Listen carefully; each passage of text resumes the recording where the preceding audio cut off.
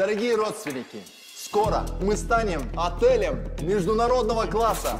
К нам из Америки прилетает эксперт. Его зовут Адам Эмерс. Welcome to Kazakhstan. Негр. Что ты сказал? Адам Эмерс улетел обратно в Америку. Придумал. Мы летим в Америку, находим Адама Эмерса и договариваемся с ним по-казахски. Зачем, братан?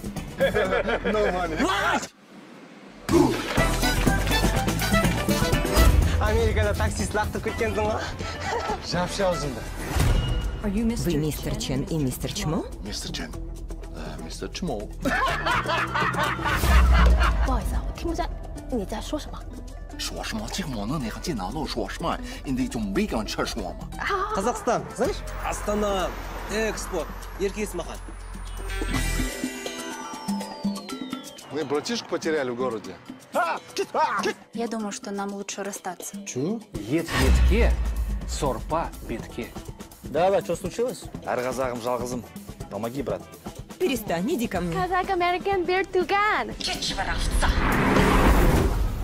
Дәл қазір маған 5 жұлдыздың құны 5 тиын.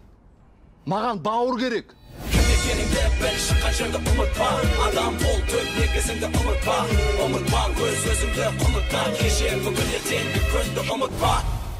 Зачем вы представились китайцами? Главное попасть к нему, а там будем действовать по-казахски. Как это? Жесткая импровизация.